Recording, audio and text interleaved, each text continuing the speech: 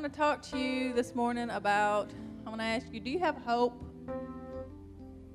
In this day and time, sometimes it's hard, isn't it, to have hope with what all's going on around us. Well, did you know that the prophet Isaiah lived during a time when God's chosen nation of Israel was completely turning away from God spiritually? Do you feel like you're living in a time right now where people are turning away from God faster than ever before, it seems like? Right? Like I say, much like our nation today, the people of that time were heavily into idol worship, shutting out their need for the one true God. And we see that. Now, we're not building golden calves and all that, but people have their own idols, their own things that they put ahead of God. That is, an idol is anything that you put before God. Anything that you love more than God is an idol. It could be your spouse, it could be your kids, it could be your job, it could be your hobby, it could be your car, whatever that you pour into, your time, your money, anything like that. And if it comes ahead of God, if you spend more time with that than God, that's your idol. Come on. And like I say, they were shutting God out. And I feel that's what we're doing as a country and a nation. We're continually to close the doors and trying to just shut God completely out. Isaiah wanted to teach the people of Judah that if they trusted God, they would always have hope. If we will only trust God. There are many times in our lives that things seem hopeless. A lot of us have been through situations and different things and circumstances where it just seemed hopeless. Amen? That you had roadblocks. Anybody have to go around a roadblock before something? Or a train, and you got to find another way because you got to get around that. You got to find a way around that roadblock. Amen?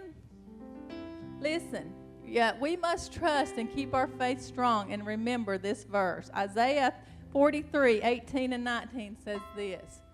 Do not call to mind the former things or ponder on things of the past. Yeah. Don't think about what's happened in your past. Don't concentrate on those things. If you do, that only keeps the door open for the enemy to continually haunt you in them things. Amen? Right. But what's it say do?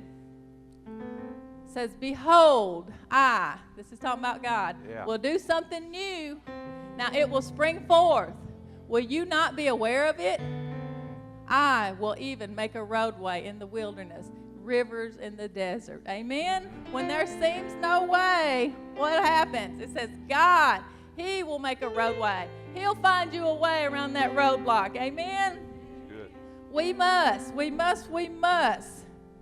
know and believe God is able to cause something new to happen.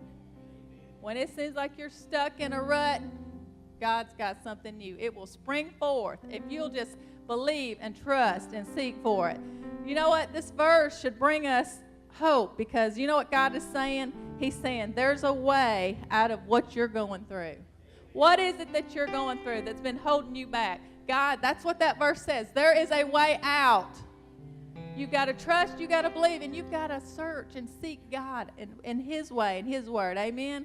God can make a roadway in your wilderness, a river in your desert. He can do that which seems impossible to us.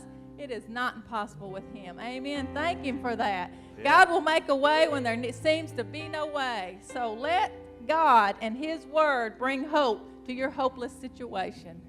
With God, there's always hope. And there's always a way. Don't ever give up or give in. Amen?